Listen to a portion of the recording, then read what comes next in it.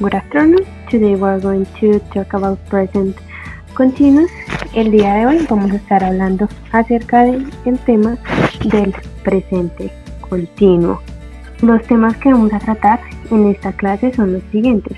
Son cuándo usamos el presente continuo, la estructura del presente continuo en sus tres formas, afirmativa, negativa e interrogativa. También vamos a ver las reglas que hay dentro de este tema y las excepciones. Y entonces vamos a empezar. Entonces, cuando usamos el presente continuo, lo usamos en acciones que están pasando al mismo momento en el que nosotros estamos hablando, como dice ahí, actions that happen at the same moment as you're speaking. Por ejemplo, estas dos personas están bailando, viendo muñequitos, y ellos están diciendo we are dancing, que es lo que están haciendo en ese mismo momento. Así como vemos a esta muñequita de acá que está corriendo, pues ella está diciendo I'm running, que es estoy corriendo, la acción que ella está realizando en ese momento. Y la tercera, que es unas personas tomando el bus, que también están diciendo we are taking the bus, que pues nosotros estamos tomando el bus, o pues cogiendo el bus. Y hay ciertas estructuras que toca seguir de manera afirmativa, negativa e interrogativa, pues para construirlas correctamente. De manera afirmativa, que es la primera que tenemos acá, vamos a usar de primeras, como lo ven acá la estructura de arribita, el sujeto, que el sujeto pues ¿qué es? Pues yo, usted, él, ella. Por ejemplo, I, you, he, she, it, we, you, they, así como lo vemos acá en el cuadrito amarillo, que dice afirmativo. Luego sigue el verbo auxiliar, que es el verbo to be. Estos que están en rojito son los verbos auxiliares, que como el I siempre va con el am, nunca puede ir con el are, ni con el is, ni con ninguno de esos dos, siempre va I con am. Entonces, bueno, primero tenemos el sujeto, después tenemos el verbo auxiliar, que es como les dije, que está en rojo, que es el to be. Y después tenemos el verbo, que como lo dice acá, es el verbo study, que es estudiar. Y al final le vamos a agregar el ing, que es la terminación que siempre se va a usar en presente continuo para decir cosas que estamos haciendo en este momento. Entonces, por ejemplo, aquí estamos diciendo I am studying, entonces sí ve que está el verbo study, estudiar, y luego está en rojito el ing, entonces I am studying, porque si decimos I am studying, no, o sea, sin el ing no, como que no tiene mucha lógica, entonces siempre se le tiene que agregar el ing al final. Entonces vamos a seguir con la parte negativa del presente continuo. Entonces, ¿cómo se construye? Aquí el cuadrito de la mitad que tenemos es muy parecido, o sea, demasiado parecido al primero. Lo único que vamos a hacer acá es que vamos a agregar la negación. Como ven acá en la parte de la estructura es igual. Sujeto, verbo auxiliar to be, igual que acá. Auxiliar negativo, que es el not, ese. Y más el verbo más el ing. Si notan, es igual que el afirmativo, pero solo se le agrega el auxiliar negativo, que es el not. Entonces tenemos acá I am not studying, que es I, sujeto, am, el verbo auxiliar to be, el not es el auxiliar negativo, que es la negación de yo no estoy haciendo tal cosa, luego el verbo, que es study, y luego al final pues la terminación ing. Entonces sería I am not studying, you are not studying, he isn't studying. Acá pues podemos decir he isn't o he is not. Este isn't es pues la contracción para que suene como mucho más nativo, como mucho más fluido, para en lugar de decir is not. Como dije, igual que el anterior, solo que le agregamos, el not en medio del verbo auxiliar y en medio pues del verbo que vamos a conjugar en present continuous. Y bueno, luego seguimos con la manera interrogativa de conjugar estos verbos. Entonces, este sí es diferente a los dos anteriores.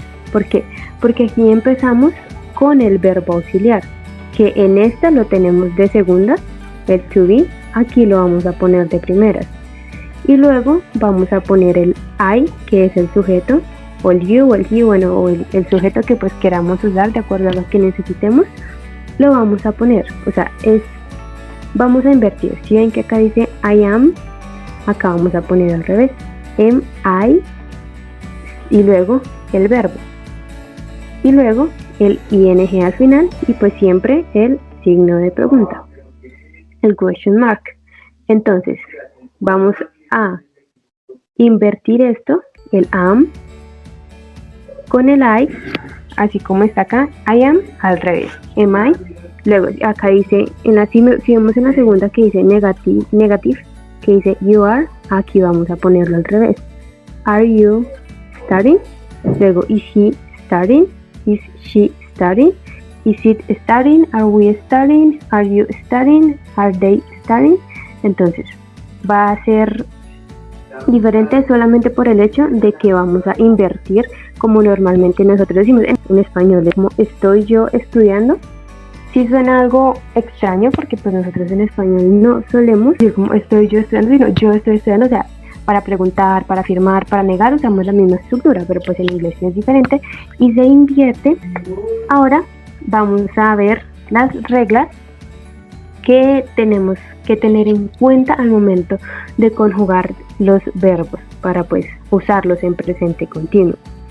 Son reglas que son muy importantes y que de verdad debemos tenerlas como siempre en la cabeza cuando vayamos a conjugar estos verbos. La primera es que todos los verbos van a terminar en ing, como ya lo expliqué, en ing, todos los que usemos para hablar. En español es cuando nosotros usamos la terminación ando. Por ejemplo, yo estoy cantando, es ando, endo. En inglés es la terminación ing. Entonces, todos los verbos tienen que tener esta terminación ing al final. Luego, entonces, la segunda que tenemos es cuando un verbo tiene solo una sílaba y termina en una consonante. Esta última consonante se va a doblar y se le va a agregar el ing, el ing al final. Por ejemplo, acá tenemos 3 ejemplos de 3 verbos, que es una sílaba, me refiero así a que suenan solamente como run, cut, swim. Entonces acá, este run tiene solo una sílaba porque es un solo sonido, ¿sí? Como muy corto, como run. Entonces lo que vamos a hacer en estos verbos que tienen solo una sílaba y terminan en una consonante como es la N, la vamos a doblar, es decir, vamos a poner otra N después, así como está acá, y le vamos a agregar el ing. O sea, el verbo, pero le doblamos esta N y le agregamos ing, que va a quedar running, que es corriendo. Yo estoy corriendo, así como el primer ejemplo que vimos. Luego tenemos el verbo cortar, que es cut.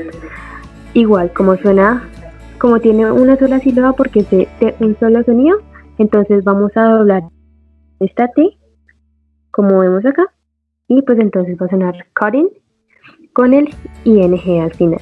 Luego tenemos el tercer ejemplo, que es swim, que es nadar.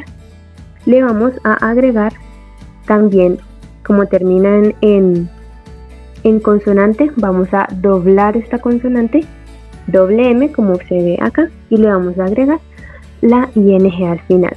Recuerden que solo son los que son de una sílaba, es decir, que suenan en un solo sonido y que terminan en consonante. Si terminan en vocal, no les vamos a doblar nada ni nada, solo los que terminan en consonante y son así súper corticos. Luego, entonces vamos a ver la tercera regla, que es para estos verbos que terminan en una I, en español una E, que no se pronuncia, esta E o I en inglés, que no se pronuncia, tiene que ser reemplazada por el ing.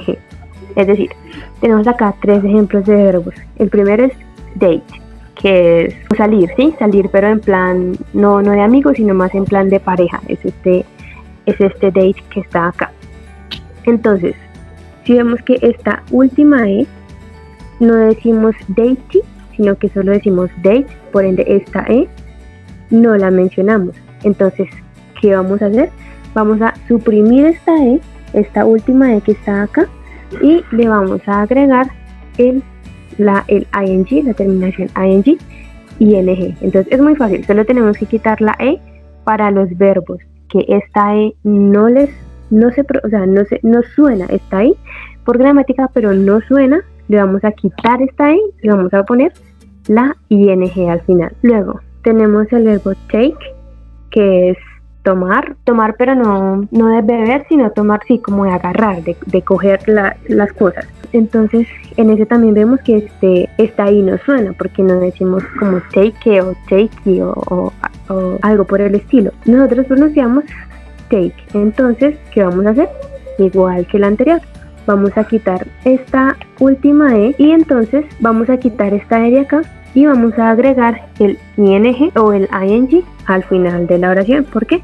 Pues porque esta E de acá no suena, igual que el último, que es ride, que es montar, si como montar algo, montar a caballo. A este también le vamos a suprimir esta E porque esta E no suena, que es, ¿cómo lo pronunciamos? Ride.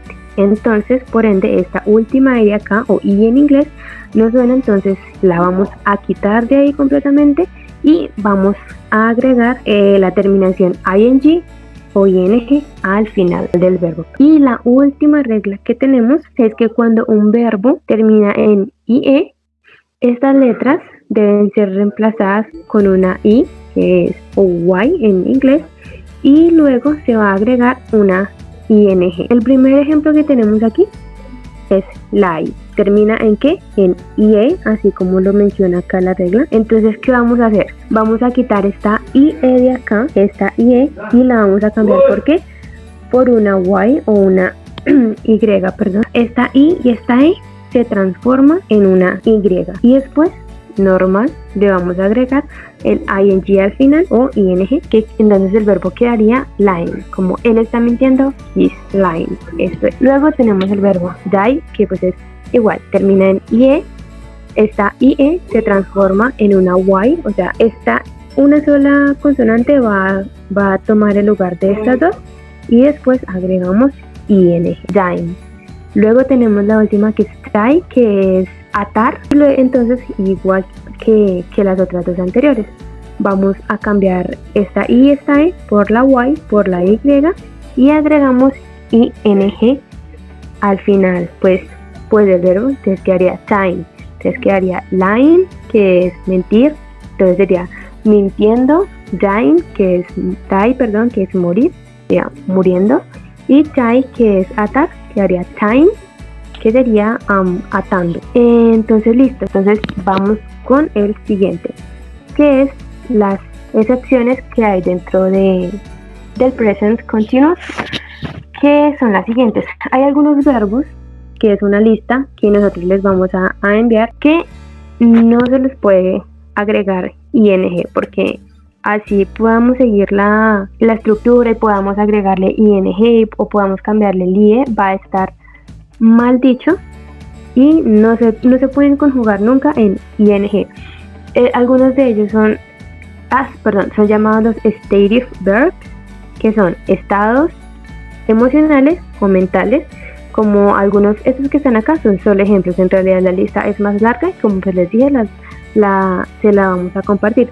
El primero de ellos es believe, que es creer. Luego dislike, que es disgustar, tampoco lo conjugamos con ing. Y doubt, que es dudar, tampoco lo conjugamos con ing.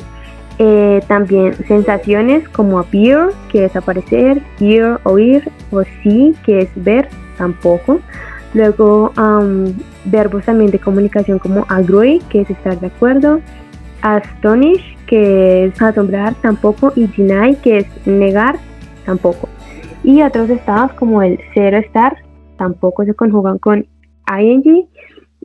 Tampoco belong, que es pertenecer, y concern, que es concernir. Esta lista no hay como una regla que digamos como tengo esta regla y entonces no se conjuga, no. Esto sí ya nos tocaría aprendérnoslos, pero pues están clasificados dentro de estos cuatro, como esas cuatro ramas que son estados, sensaciones, comunicación u otros estados. Y listo.